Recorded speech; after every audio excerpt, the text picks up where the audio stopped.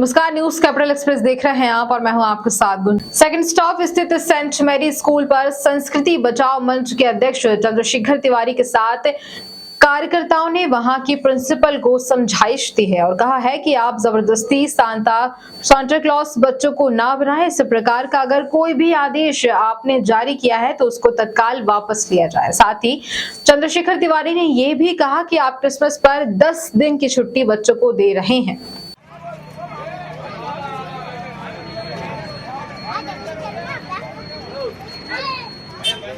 संस्कृति बचाओ मंच संगठन है, उसका प्रदेश का अध्यक्ष है।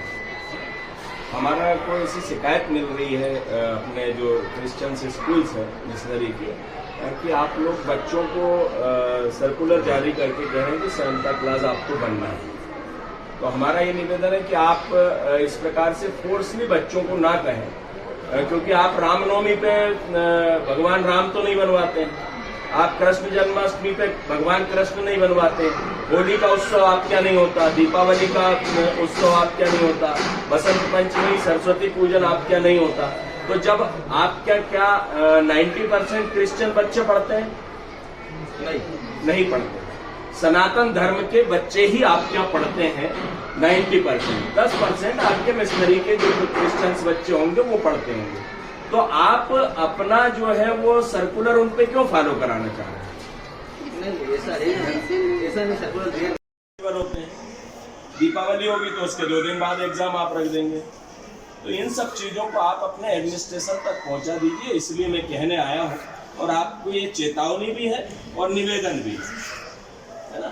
देखिए, हम आपसे कोई यहाँ झगड़ा करने नहीं आए, लेकिन हमारी बात सनातन धर्मियों की प्राथमिकता है। आप हिंदुस्तान में हैं, हम मिशनरीज के स्कूल सारे हिंदू समाज के लोग ही चला रहे हैं।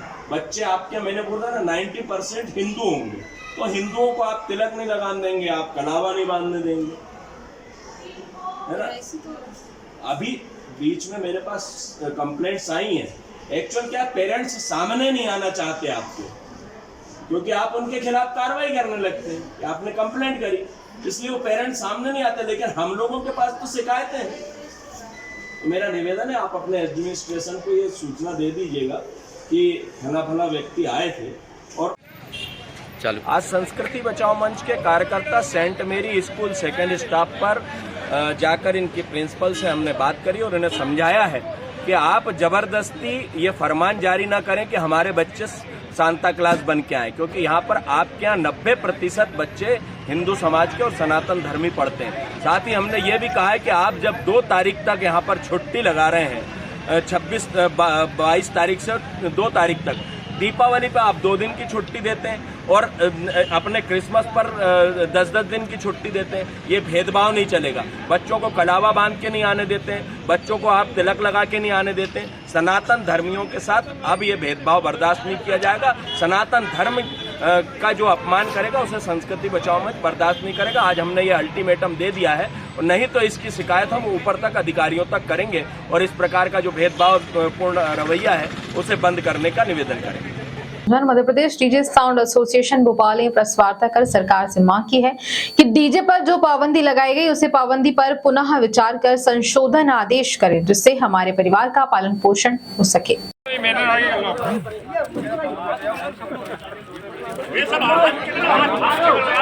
हाथ ऊपर करो, हाथ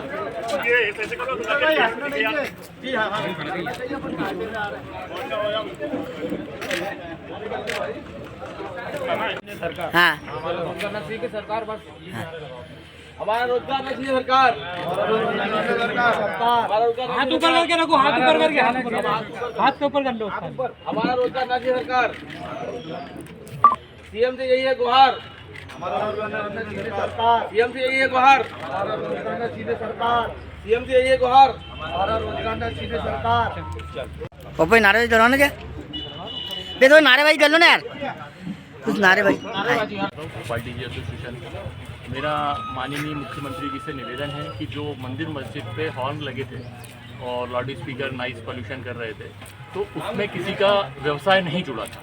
लेकिन हम लोगों का जो डीजे का काम है वो शादी और समारोह से जुड़ा हुआ है। तो मेरा उनसे निवेदन है कि शादी समारोह में हमारे लिए पुनः विचार कर डेसिमिल और उनके नियमों के हिसाब से कुछ नई नीति दी जाए, क्योंकि 2 डब्बों में तो हमारा व्यवसाय नहीं चल पाएगा। इसीलिए कुछ माननीय मुख्यमंत्री नए निर्देश जारी करें, क्योंकि हमारा आगामी सीजन फिर 14 जनवरी से शुरू होने जा रहा है, जिसकी बुकिंग और सारी चीज़ें हमारे लिए बहुत मान्य हैं। अभी हम असमंजस में हैं कि हम बुकिंग लें या ना लें। अगर हम छोड़ देते हैं तो हमारा व्यवसाय बाधित हो रहा है, और अगर हम ले लेते हैं तो हम करें कैसे, बड़े मुश्किलों में पड़े हुए। हाँ ये जो युवा देख रहे हैं आप, ये सब पढ़े लिखे हुए हैं। सरकारी नौकरी ना मिलने पर उन्होंने धंधा शुरू किया है। किसी ने बैंक से लोन लिया है तो किसी के घर पे कराया है, किसी के बच्चों की फीस इस व्यवसाय से बहुत जुड़ी हुई है व्यवसाय से। और इसको सरकार को ये फैसला लेना चाहिए कि इनके मापदंड को तय करते हुए कि इनका व्यवसाय चले। लाउड स्पीकर मस्जिद और मंदिर से उतारने पे ये था कि रोज़ सुबह शाम की थी, हम लोग का कुछ घंटे और कुछ मिनटों का कार्यक्रम होता है। हम वही साउंड प्रोवाइडर हैं जो सरकारी काम, नेता नगरी के काम जो होते हैं, प्रचार होते हैं, इन सब में हम लोग साउंड का व्यवस्था करते हैं। कोविड में भी हमने अपनी निरंतर सेवाएं दी हैं। किसी भी तरह की जो भी सरकारी योजनाएं आती हैं उनका प्रचार भी हम ही करते हैं। अब हमसे यही रोजगार छीन लेंगे तो फिर हमारा कैसा पालन पोषण चलेगा। हर डीजे वाले के साथ कम से कम 5 से 10 परिवार जुड़े हुए हैं। उन परिवारों का कैसे रोजगार चलेगा और वो कैसे अपने स्कूल की फीस, घर का किराया, बैंक की किस्त, ये कहाँ से निकलेगा। नाम बताइए भैया। मैं राकेश बात हूँ, भोपाल डीजे उपाध्यक्ष हूँ। मैं सरकार से मांग करता हूँ कि जो डीजे के लिए निर्णय लिया गया है कि 2 डब्बों में डीजे नहीं होता, ये सरकार से हमारी मांग है कि कम से कम 2 बेस 4 टाइप के लिए हमें अनुमति करें और आगे सख्त जल्दी निकालें। क्योंकि 2 बेस और 4 टाइप के अलावा डीजे नहीं बजा सकते। हम तो शादियों में बजाते हैं, खुशियों में बजाते हैं, और अगर शादी में लोग नाचने के लिए वो नहीं हो पाएंगे तो हमारा व्यवहार चलेगा ही नहीं। तो इसलिए हम सरकार से मांग करते हैं कि 2 बेस 4 टाइप की परमिशन दी जाए। राजधानी भोपाल में समस्त भोपाल के डीजे व्यापारी गण द्वारा हाल ही में मुख्यमंत्री डॉक्टर मोहन यादव ने आदेश अनुसार डीजे साउंड पर पूर्णतः पाबंदी लगा दी गई है और 2 बॉक्स परमिशन के साथ कम करने को कहा गया है, जो कि डीजे व्यापारी गण को मंजूर नहीं है। उनका कहना है कि इससे हमारे रोजगार पर संकट आन पड़ा है और हम बेरोजगार की कगार पर हैं।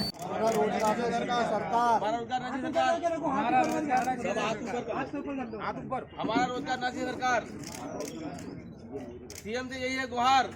हमारा रोजगार न छीने सरकार, सीएम से यही है गुहार। फोटो में नहीं आती।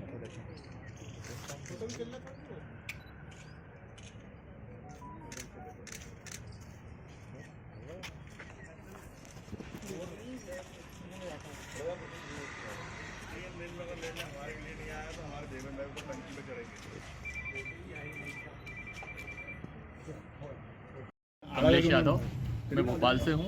भोपाल में डीजे एसोसिएशन से हूँ और विगत कुछ दिनों से जो माननीय मुख्यमंत्री जी ने डीजे और मंदिर मस्जिद के लाउड स्पीकर को नॉइज़ पॉल्यूशन के तहत जो नीति दी थी, उसमें मेरा उनसे निवेदन है कि कृपया कर वो डीजे के लिए वैवाहिक कार्यक्रमों के लिए कोई गाइडलाइन में परिवर्तन कर जो डेसिमिल का मामला है उस पर हमें कुछ उचित कार्रवाई कर काम करने की अनुमति दें। मतलब कि शासन कहीं ना कहीं मतलब अनदेखा कर रही है या? हाँ, शासन बिल्कुल अनदेखा कर रही है और शासन को चाहिए जो भी नॉइज पॉल्यूशन आता है भाई हम लोग के लिए नहीं है, सबके लिए ये भाई 40-50 डेसिबल से तो चालू होता है। हमको 55 डेसिबल बजाने को बोल लो भाई, 40 के बाद हमको बोलो 55 तो हम बजाने को तैयार हैं। वो शादी हम तो खुशियों में शामिल होते सब लोगों के। डीजे बजवाना मतलब आदमी की खुशी, आप लोगों की खुशी छीन रहे हो सीधे बंद करके, और हमारे कम से कम 2000 परिवार हैं जो बेरोजगार हो जाएंगे। क्या लगता है आपको शासन को अपने निर्णय पर फिर से विचार करना चाहिए? शासन को बिल्कुल विचार करना चाहिए, और नहीं करेंगे तो हम सुप्रीम कोर्ट, हाई कोर्ट, हर जगह जाएंगे, क्योंकि हमारा रोजगार छीनेगा तो हम तो हर जगह जाएंगे, या तो आत्महत्या करेंगे। इसके अलावा और कोई चारा नहीं है हमारे। ऐसे कितने लोग हैं जो व्यवसाय में जुड़े हुए हैं? कम से कम 5000 लोग हैं, और 24 तारीख को हो सकता है, जहाँ पे अगर कोई निर्णय सही नहीं आया तो 24 तारीख को एक बड़ा आंदोलन भी हम लोग करने की तैयारी में, जिसमें मध्य प्रदेश से पूरे MP लेवल के लोग आएंगे। मैं माननीय मुख्यमंत्री से आग्रह करूँगा कि इस पर दोबारा विचार करें। 2 वक्त में हम लोग बारात नहीं ला पाएंगे, ना ही शादी में काम कर पाएंगे, और जो परमिशन है उसे बढ़ाकर 4 वक्त परमिशन करें। हम लोग शादी ब्याह का काम करने वाले हैं। इस जो साउंड का जो भी मैटर है, शादी ब्याह को लेवल कुछ करेगा, कैसे काम चलेगा? सर, हमने आपको इसलिए आगे बढ़ाया है कि आप पब्लिक के बारे में सोचें जनता के बारे में सोचें, ना कि ऐसे कोई ले लें इससे पब्लिक को, आम पब्लिक को दिक्कत हो। और हमें इस कारण बहुत दिक्कत हो रही है। आने वाले सीजन में हमारी काफ़ी बुकिंग है, जो बुकिंग को देखते हुए हम लोगों ने फैसला लिया कि सर आप थोड़ा हमारे बारे में सोचें।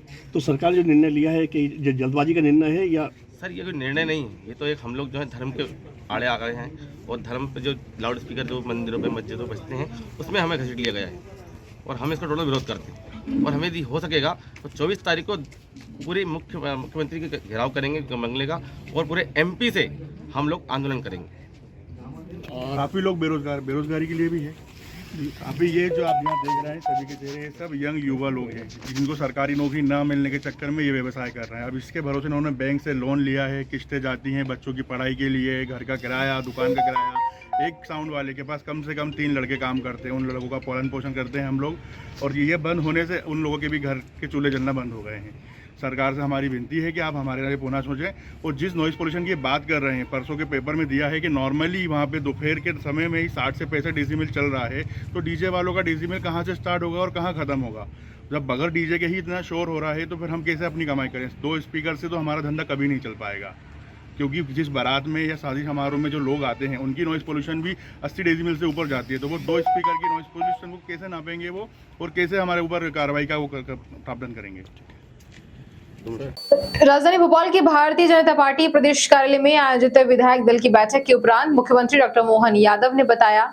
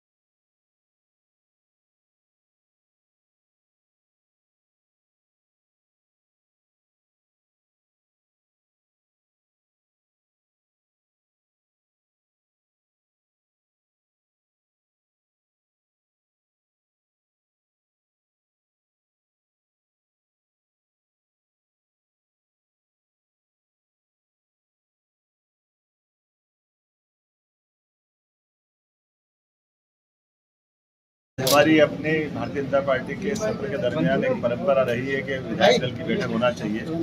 तो मैंने भारतीय जनता पार्टी की आज विधायक दल की बैठक भारतीय जनता पार्टी कार्यालय में यशस्वी हमारे प्रदेश अध्यक्ष वी.डी. शर्मा जी और संगठन महामंत्री मणिकानंद जी और सारे विधायकों के बीच में हमने विधायक दल की बैठक का आयोजन किया था। और इसमें अपने विकास के सभी कामों को लेकर के अपने विधानसभाओं के अंदर भविष्य में हम अपने कार्यालय को जनता के लिए सरकार की योजनाओं में क्रियान्वित कराने के लिए केंद्र और राज्य की सरकार के सभी जनहितैषी योजनाओं का ठीक से क्रियान्वयन कराने के लिए विकसित भारत संकल्प यात्रा जो निकल रही है उसका ठीक से संचालन करने के लिए ऐसे अन्य अन्य विषयों को लेकर के हम उपस्थित थे। माननीय अध्यक्ष जी ने भी कई अच्छे कामों के कई निर्देश पार्टी के दृष्टि से जो कार्यक्रम आ रहा है उनको भी बताने का आज निर्णय किया है। के विधायक दल की बैठक अभी संपन्न हुई है। हमारे लोकप्रिय मुख्यमंत्री माननीय मोहन यादव जी और भारतीय जनता पार्टी का हमारा नेतृत्व आज पूरा उपस्थित था। विशेष तौर पर माननीय प्रधानमंत्री मोदी जी के नेतृत्व में विकसित भारत संकल्प यात्रा जो पूरे देश के अंदर संपन्न हुई। अभी अपने चुनावी राज्यों में मध्य प्रदेश, राजस्थान, छत्तीसगढ़, मिजोरम और तेलंगाना में यात्रा 16 तारीख से शुरू हुई है। उस यात्रा को नीचे तक माननीय प्रधानमंत्री मोदी जी की गरीब कल्याण की योजनाओं के साथ और मध्य प्रदेश की हमारी सरकार की योजनाओं के साथ हर व्यक्ति लाभान्वित हो सके। तो हितग्राहियों से लेकर जो ऐसे लोग हैं जिन्हें लाभ मिलना चाहिए, उस दृष्टि से विकसित भारत संकल्प यात्रा को पूरा तंत्र मध्य प्रदेश के अंदर हमारे मुख्यमंत्री जी के नेतृत्व में आज लगातार बेहतर तरीके से यात्रा चल रही है। उसमें सभी लोगों की सहभागिता बने। तो भारतीय जनता पार्टी के कार्यकर्ताओं को भी हमने निर्देशित किया है, समाज के लोग और सरकारी तंत्र माननीय प्रधानमंत्री मोदी जी के नेतृत्व में भारत के अंदर इस यात्रा को हम यशस्वी बना सकें, इस दिशा में लगातार हमारे प्रयास जारी हैं। और एक ऐसी यात्रा जो हर गरीब के जीवन को बदलने में अपनी महत्वपूर्ण भूमिका माननीय प्रधानमंत्री मोदी जी के नेतृत्व में निभा रही है, इसकी तैयारी, उस यात्रा को लगातार हमने नीचे तक ले जाने का प्रयास किया है और एक यशस्वी यात्रा बनेगी। तो इसमें माननीय मुख्यमंत्री जी, हमारा पूरा नेतृत्व इस काम में गंभीरता के साथ लगा है। आगामी आने वाले चुनाव में, लोकसभा के चुनाव, उसकी दृष्टि से भी तैयारी हमारे सभी जनप्रतिनिधि नीचे तक इस यात्रा में भी और आगामी तैयारी की दृष्टि से सभी लोग जुटे हैं। तो विशेष तौर पर आज पहली बैठक विधायक दल की आज भारतीय जनता पार्टी के कार्यालय में संपन्न हुई है। मैं माननीय मुख्यमंत्री जी को भी बहुत हृदय से बहुत बधाई देता हूँ। और फिर एक बार आश्रम की जमीन अतिक्रमण कर मदरसा और मस्जिद का निर्माण कर रहा है। आश्रम की 15 एकड़ पर कर लिया कब्जा। महंत ने मांगी दिल्ली सरकार से मदद, आश्रम की जमीन अतिक्रमण मुक्त कराएं। जय श्री राम, जय श्री बालाजी। आप छठगिरी बाबा हैं, दिल्ली रोड पे बर्फानी फौजी बाबा के नाम से भी आपको जानते हैं। नहीं, ये हमारे कोई बात। 15 बीघा भूमि थी ये आश्रम की पुरानी, प्राचीन आश्रम है, बराबर में शमशान आश्रम का। इस आश्रम की भूमि पर मदरसा बनाने के लिए इन पर प्रेशर बनाया और ये कब्जा करने के लिए ये गुमटी बना दी है। और बाबा जी को ये कह रहे हैं पैसे ले लो तो ठीक है, नहीं तो तुम्हारे साथ क्या होगा, फिर तुम इनको धमकियां दे रहे हैं। पुलिस में जाते हैं तो पुलिस वाले कहते हैं क्यों चक्कर में पड़ते हो बाबा, इनको डरा के पुलिस वाले भगा देते हैं। पुलिस वाले इनकी रिपोर्ट लेना नहीं चाहते, इनको सुरक्षा देना नहीं चाहते। और यहाँ के क्षेत्रवासी इन पर प्रेशर बना रहे हैं मदरसा बनाने का। इस बगीची पे 15 बीघा में 2 बीघा 3 बीघा बची है, पूरी पे मुस्लिम समाज के लोगों ने मकान बना के कब्जा कर लिया, फैक्ट्रियां चला रखी हैं, आप लोगों ने देखा है। अब जो भूमि बची है उस पर यहाँ रोज तो टट्टी पेशाब करके जाते हैं, रात बिरात आके बाबा जी को डरा के जाते हैं, पत्थर पुत्थर भी फेंकते हैं। अब बाबा जी दारू पीते हैं या नशा करते हैं। अब बाबा जी पे प्रेशर बनाया है ये कब्जा करके, ये बगीचे में कब्जा किया है कि यहाँ मदरसा बनाने दो हमारे को। मदरसा और मस्जिद की मांग की जा रही है बाबा जी को डरा कर। ये स्थिति है। ये कौन सा क्षेत्र बाबा? लवलवी कोठी है ये, और विधानसभा आदर्श नगर है ये, दिल्ली रोड पर है, ईदगाह के नजदीक है, 2 नंबर पुलिया पर। ये सच्चाई है, बाबा खुद सामने खड़े हैं, ये हमें कहते हैं हम झूठ बोलते। अरे बेचारे ये डरे दबे चुपचाप बैठे थे, इनको कोई सनातनी की आवाज चाहिए थी साथ। आज बाबा जी स्वयं आगे होकर कह रहे हैं कि हमारे को डराया जा रहा है, धमकाया जा रहा है, हमारे को भगाने का प्रयास है, जान से मारने की धमकियां दी जा रही है। पुलिस हमारी मदद नहीं करती, रिपोर्ट लिखती नहीं, पुलिस उल्टा इनको धमका के डरा रही है। ये स्थितियां हैं। फिर कहते सनातनी सुरक्षित है, सनातनी तेज गति से पलायन कर रहा है, जयपुर में रहने की स्थिति नहीं है। जयपुर की ये दशा कर दी है इस 4-5 साल में। फोकट में राशन जा रहा है, फोकट में आईडी बन रही है, फोकट में मकान बन रहा है, सारी सुख सुविधा फोकट में मिल रही है इनको। क्यों मिल रही है? कहां से आए थे ये सारे बांग्लादेशी है। अचानक ही आए और लाखों की संख्या में आके यहाँ रहने लग गए। अब मदरसा बनाओ, मस्जिद बनाओ और कब्रिस्तान बनाओ, फ्री में जमीन दो इनको कब्जा करने के लिए और फिर इनको पैसा तो बनाने के लिए। ये स्थिति है। क्यों? ये सनातनियों का देश है साहब, रोज कब्जे कराए जाओ इनको। पहले कम कब्जे हुए थे जो बांग्लादेश और पाकिस्तान हो चुका, अब ये नई स्थिति बना दी गई है। कहां तक बर्दाश्त करेगा आदमी? बाबा जी आप रहो निश्चिंत होकर, यहाँ नंबर ले आप। मध्य प्रदेश विधानसभा के विशेष सत्र का आज आखिरी दिन था, जिसमें आज पक्ष और विपक्ष दोनों के ही बीच सवाल जवाब हुए। इस सदन के दौरान जहां सत्ता पक्ष के नेता सरकार की उपलब्धियां गिनाते नजर आए, तो वहीं विपक्ष के नेता सरकार की योजनाओं पर सवाल खड़े करते नजर आए। बता दें आपको कि कल विधानसभा में राज्यपाल का अभिभाषण हुआ, जिसके बाद से ही कांग्रेस लगातार सरकार को सवालों के कटघरे में लाकर खड़ी करती नजर आई। वहीं लाडली बहन का मुद्दा लगातार आज चौथे दिन भी सदन में गूंजा। लाडली बहन को लेकर क्या बात सामने आई है विधानसभा सत्र के दौरान, आइए आपको बताते हैं। राज्यपाल के भाषण के करते हुए मुख्यमंत्री जी ने उज्जैन का उल्लेख किया, कई चीजें उल्लेख की। लाडली बहन योजना अब लागू रहेगी, जिस पर संशय जताया जा रहा था कांग्रेस पार्टी से। वो लागू रखे अच्छी बात है, लेकिन यदि मंशा अच्छी है तो राज्यपाल के अभिभाषण में उसको होना था, उसका उल्लेख कि जीत का आधार क्या है। उनने तो जीत का आधार माना कि मोदी की गारंटी है, और यदि वो लाडली बहना जारी रखना चाहते तो उसमें कानून बनाने में क्या दिक्कत आ रही हो। सनातन को लेकर एक बार फिर से आवाज़ उठी है। जो भाषण था मुख्यमंत्री का, उन्होंने हाँ, तो उज्जैन को लेकर चर्चा उज्जैन नगरी का इतिहास, धार्मिक महत्ता और ये कह लें कि वैज्ञानिक भी महत्व सब उनने बताया। शायद ये ज्ञान हम लोगों को नहीं था, मैं तो साइंस का स्टूडेंट, शायद ये ज्ञान नहीं था हम लोगों को। हो सकता हम लोगों को अल्प ज्ञान हो। उनकी विद्वता आज दिखी हम। भगवान राम पे अच्छा बोले वो, लेकिन भगवान राम पे कहीं प्रवचन में बोले अच्छा है।